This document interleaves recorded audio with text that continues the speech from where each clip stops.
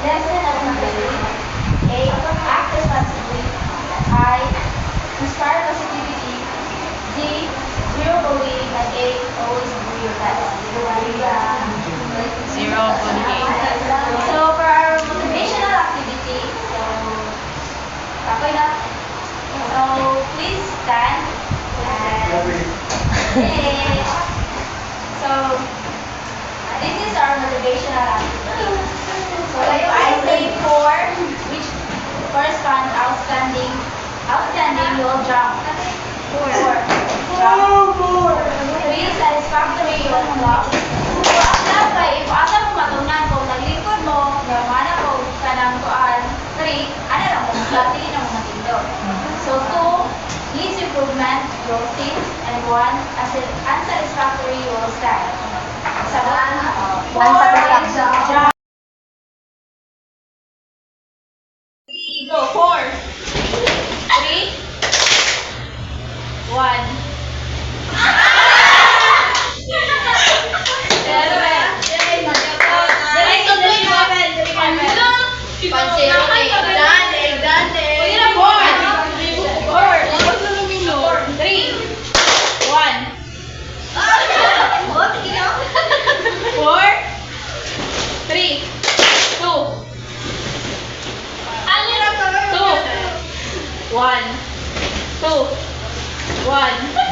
One, 4, 3, 2.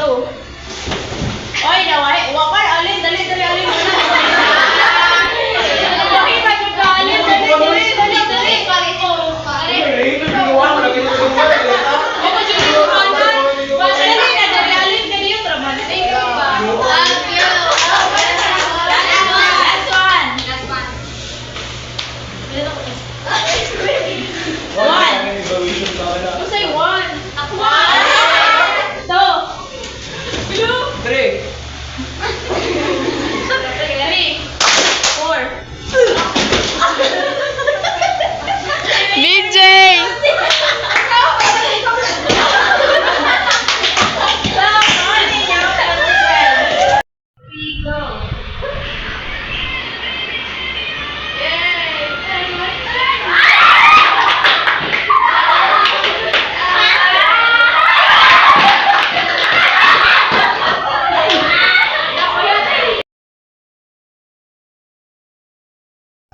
So any one of these can guess what is the rubrics.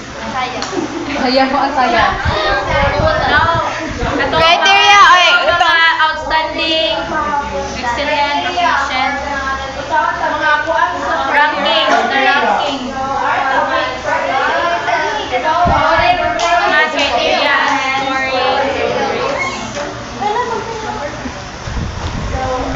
learning objectives. At the end of this lesson, students will be able to understand the role of performance criteria and assessment, apply performance criteria and measuring learning outcomes, analyze and improve performance criteria for better learning outcomes. So, criteria.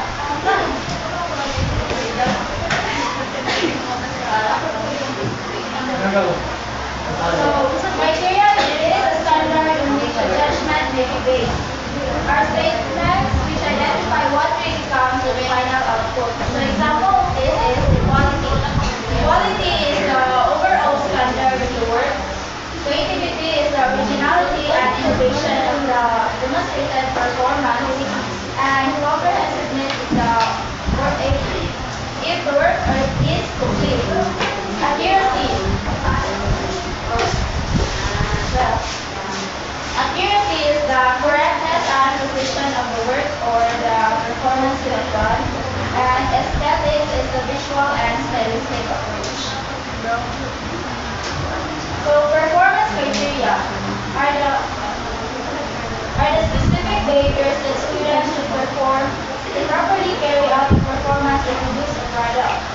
Specific observable standards by which students' performances of product will be assessed. Specific measurable statement defining performance quality learning outcomes.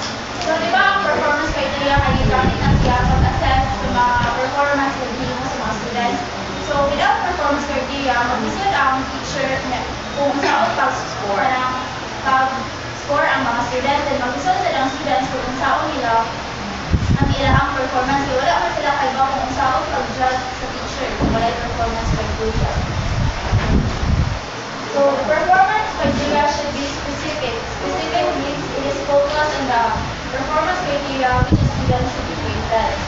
Clearly stated or easy to understand, observable or measurable through observation. So here are the example of performance criteria. So kalification natin mo ani ang criteria. Na kani siyang scale kaning nga kay mga exemplary na po siya mga excellent. May sa kay 5 sila. 5 naman ang level of performance. Then description na siya kanina sa sulod.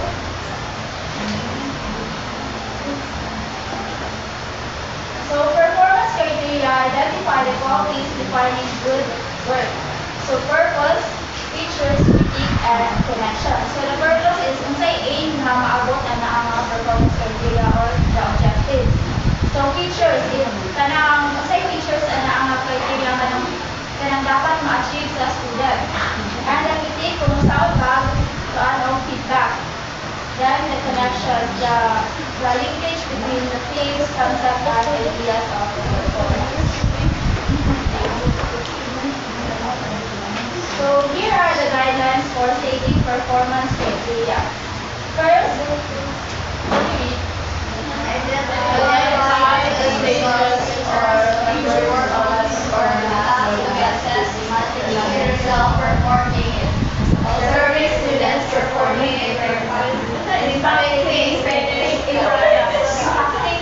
So, the first guideline states that kung ikaw ang maestra, dapat ang performance or ang criteria ay mong gagamay. Pagkapitaw mo sa imong kanang ikaw mismo ang perform ka ng imhay kaning ang criteria kung ma-achieve ba ni sa students. Isang kulog, magama ang criteria dira na dili na ma-achieve sa students. Dapat in-line ko na siya sa performance na gamon sa students.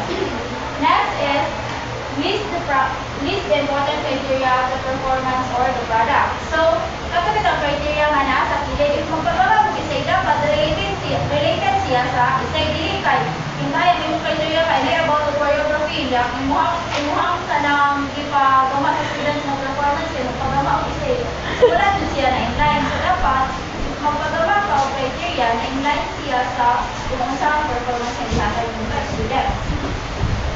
Next is try to keep the performance criteria few so that they can be reasonably observed and judged. So, possible nga yung mga performance criteria kay 4 to 5 criteria na kay dagan kay criteria asa man maglibog na students kung asa ilang sundon. So, ay sundon niya kanan pero magkuha ng students kay kanang grabe na limits kanang limited na ilang button kay daghan na kayo ang kanang criteria nga dapat niyang sundon. Next is have teacher please do the criteria as a group. So, as a teacher, kung magawa ka criteria, dili ka dapat bias sa mga students. So, dapat kung magawa ka criteria, nakabase na siya ka na mga students kay dili kay kanila criteria kay kaya ni achieve ni Juan sa mga bright na mga students. So, sa mga utubos ng students, dapat holistic ang mga criteria nga on. Next is express the criteria in terms of observable student behavior or product characteristics. Next is avoid vague and ambiguous words like correctly, appropriately, and good. Arrange the performance assessment instruments used or modify them before constructing them. So, if muhatag ka o performance sa mga students, dapat una ka nagtatag o performance criteria. Ay sa kamo, kailan na kung ano pa kamuhatag o ka ng criteria if nakaperform ng students niya, wala dahil na in-line ang ka ng performance sa students sa criteria nga yung hindi ka mas low ang students.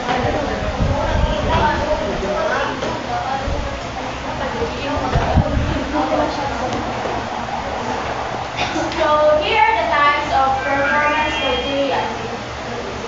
First is the impact of the performance. So, the impact of the performance measures collectively the influence, engage, and resonate audience. So, kanang impact of the performance, kaya kanang ma-engage ang mga students, ma-engage ang audience. Next is work quality and craftsmanship. of the method and behavior, validity of content, sophistication of knowledge, and knowledge employed. So knowledge employed is the depth and complexity of the performance. So here are the guidelines for good judging criteria. First is communicate essential achievement standards to assess outcome or outcomes. Operationalize the outcomes they intend to reflect. Apply across contexts of both personal behavior. Focus important instruction not prior learning. Achievable. Essential for judging performance of tasks effectively. Communicate to others with positive evidence appropriate for the students. So before creating performance criteria, dapat ang inyong criteria kay kibaw ka na ma-align na siya sa performance ng academic students. Then, observable ko na siya, like, kanang imuhang ka ng ligamang criteria, dili na siya dapat nga. Buhay ba ni siya ang criteria na imong hatag sa students, then nagusog na po sa ubang nga criteria. Niya, wala kay bawang students, kung saan man na sa students, ikaw ba yung mag-judge kay mag-base ka sa criteria, niya, wala na in line ang kanang performance sa students. So there are errors in performance-based assessment. So first is personal bias. Can you please read the definition?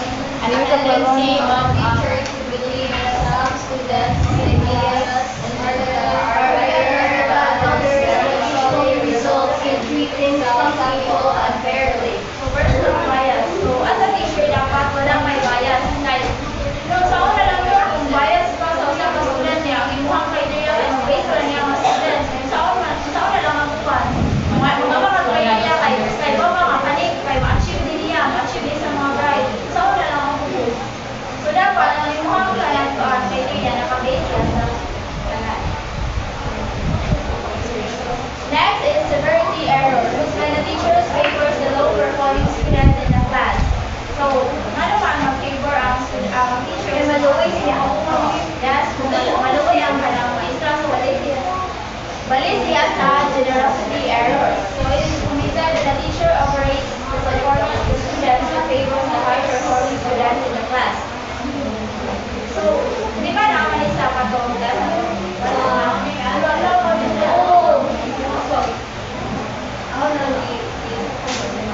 So, the last is the halo effects. It is committed in judging individuals or characteristics similar to a general impression. So, ang performance criteria niya, i-judge yung madayan nila ang students na siya ang sipag siya mga bata. So, gamay niya, wala ka kayo masaya performance kaya nakikita ko niya teacher. So, what is a rubric? A rubric is a set of scoring guidelines for evaluating students' work. Rubrics answer the questions. So, rubrics answer the questions. By what criteria should performance be judged? So, di ba sa rubrics kay na ay nakabuta kung asa mga part sa performance mo i-judge. Sa choreography, tayo sa kanang sabihin. Na choreography, synchronization, naka-invest nila. Where should we look and what should we look for to judge performance success? Next is what does the range and quality of performance look like? How do we determine validity, reliably, and fairly? What score should be given and what the score means? So, di ba sa performance criteria, kaya naman na-score ng rubrics, na-score na ako yung level of performance. 4, start kay 4 kay excellence. Excellence or outstanding. Then, ang 3 kay satisfactory, ang 2 kay needs improvement, ang 1 kay unsatisfactory. So, why use rubrics? It helps students understand their expectations. So, kung nakakay rubrics, nalaki tayo basis ang kanang students na ang mga niyang expect ni mga kaawang kabuhat. So, dili na isa sa students na mag-amount outcomes na kanang ma-align siya sa mga criteria. Inspire better students' performance. Make scoring easier or faster. Di ba kung na-score ng rubrics, kaya dali lang mas makarate, kaya na lang siya description na. So, yung tahay 4, o kaya siya perfect na siya, so 4 na yung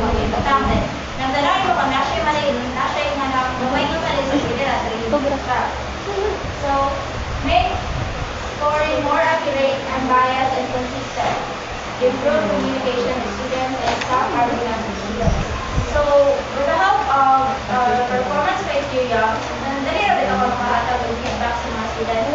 Kaya ang ma-judgment din mo sila or kaya makahatag din ako ang scoring nila na So, what is a scoring rubric?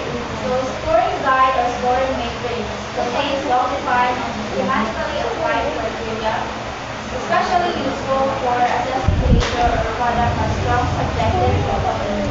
This is the score subjectively. So, scoring rubrics by subjective because yan nakabase siya sa kung saan ang kanang performance sa student.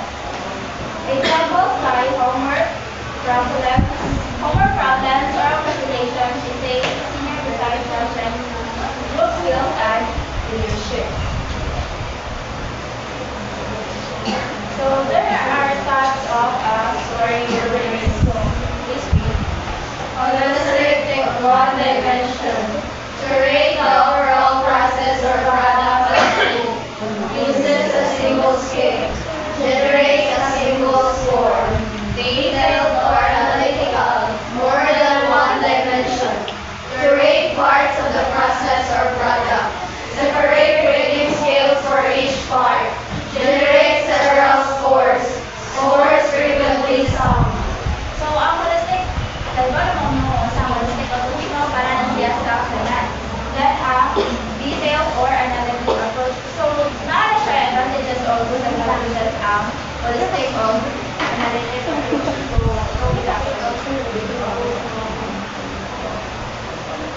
So analytic rubric, please. Describes levels of performance for each criterion to assess students' performance on each of them. So ang analytic rubric ay kanang gamit na siya mga rubrics para i-judge ang students one by one, hindi siya as a whole.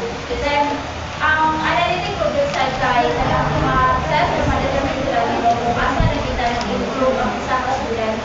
Or kanang siya ma-certain na students kaya kahit kung pag-rate mo sa lahat ng students. So, here are the examples of analytic rubrics. So, this is the criteria, the level of performance sa kanang mga muna siya kung outstanding, satisfactory.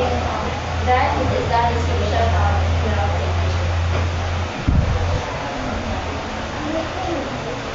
Next is the holistic rubric.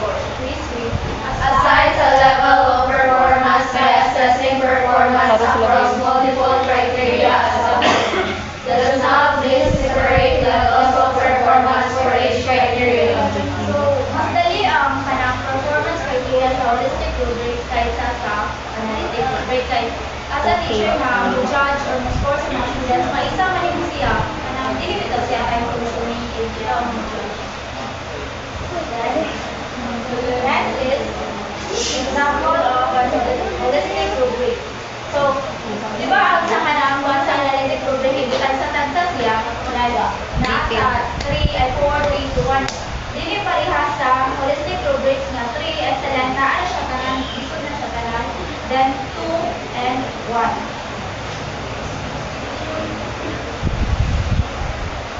So, here are the advantages of using rubrics. For the professor, allow evaluation and assessment to be more objective and consistent. Allow focus to clarify needs or criteria and specifics. Provide useful feedback regarding the effectiveness of instruction. Provide benchmarks against which to measure implementation progress. So, for the students, help them define quality. So, quality, the overall standard of the work. So, promote student awareness about the criteria they use in assessing peer performance. Help students judge and revise their own work before handing in their assignments and clearly show the students how the work will equally and quality assignment. So, that's the advantages no kung natay performance criteria daan. Naghatagan na o performance criteria daan before na mo-submit yung project or mo-perform certain activity. Kay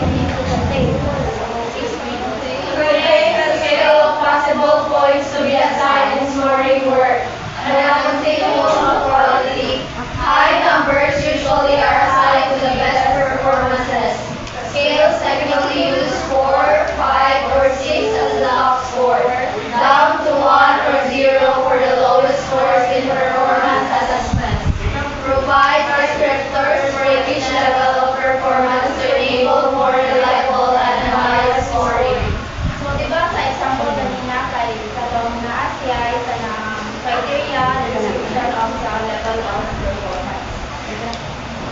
Dili effective assessment siya o Descriptors, traits, characteristics are terms used to indicate the elements contained in rubrics. They reflect the elements of good performance and become a source for the criteria used to judge the performance. Three types of criteria to determine grades: product, process, and progress. So there are three types of performance. So first is the product criteria.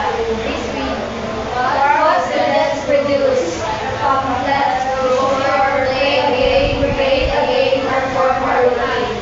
Performance and projects are examples of products. Rubric contains technical elements necessary for required content. Stating performance outcomes in products sets things for technical or correct. This is a process criteria. So, ang product criteria kay makita bitamin mo ang output sa isa ka students. Wala.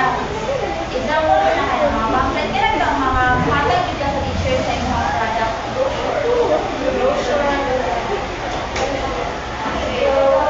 Next is the process criteria. This means Critical elements necessary for correct performance. Outlines the processes that students use to learn. In physical education, process criteria refers to the quality of physical performance. Self-check, peer evaluation, teacher evaluation. Evaluating process says nothing about how much a student has improved. These are progress criteria. so ang process criteria bitaw kay kana bitaw ang sa inyo pagama. Example sa naa kay ang yes. Next is progress. Progress criteria. Determine how much a student has improved or progressed. Determines the mastery of the critical elements of performance. In order to measure progress, teachers must administer assessments more than once. So, ang progress criteria kay kana bitaw matas or matas mo kung asa dapitan ma-improve ang students like yung kaya pagmga project and dili na mo maisara kay check ang kanang sa ang nabuhat sa mga students kay dili makita ang progress kung kaisara ni students kay kaya pagdala rin wala pa improvement eh, dili na matuwa rin dili pa kay bago na may progress ang kailangan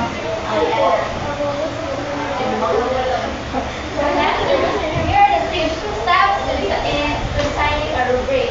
So basically Using your learning objective as a guide, determine the components you want to assess.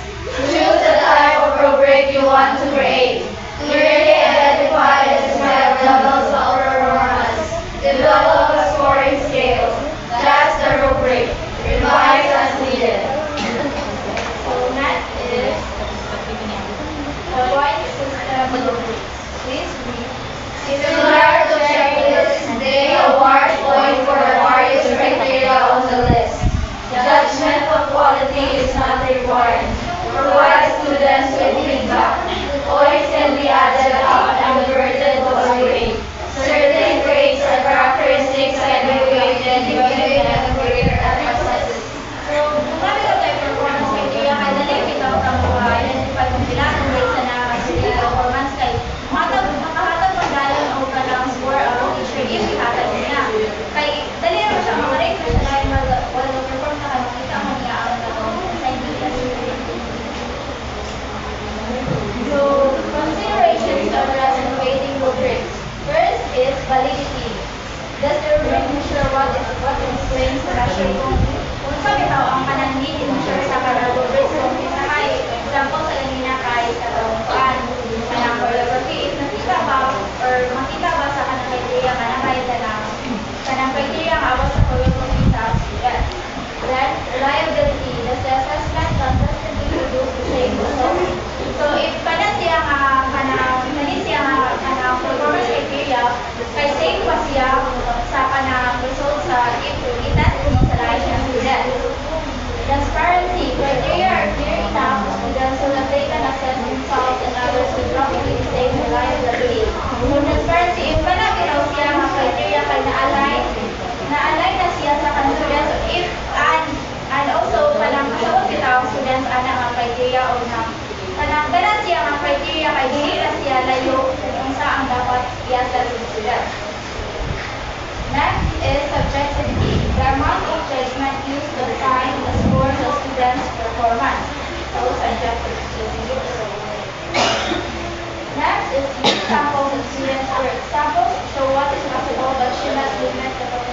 for excellence.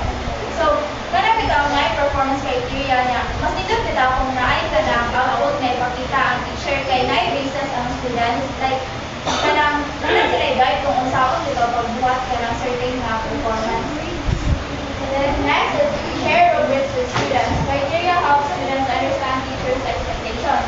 So, sa aking kanina, dapat mauna ang performance criteria ay sa ang performance sa students. Kaya, kung nag-perform ng students niya, anak ko kanina sa criteria niya, wala din abot ang panabuan, wala din abot sa students pag perform sa criteria ng imong buhatan.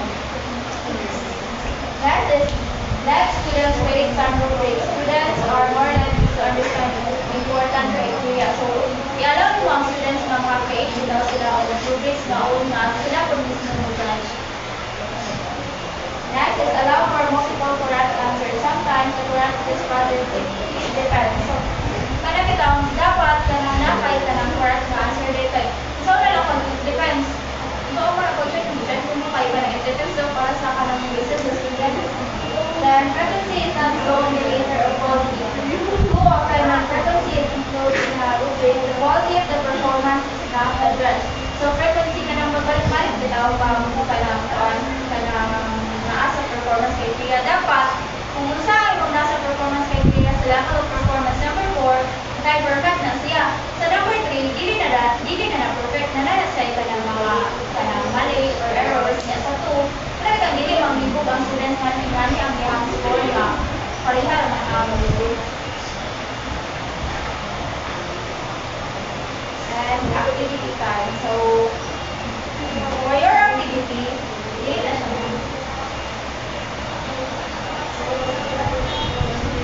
So, for your activity, you will develop your own scoring rubric for a chosen task. So, this task will help you understand performance criteria and how assessment is structured. So, hatag ko ninyo o certain na activity din, then kamo mismo ang magawa sa scoring rubric. So, ito na ako sa sense ko na Ako as mga... Paspasan na to. Kira?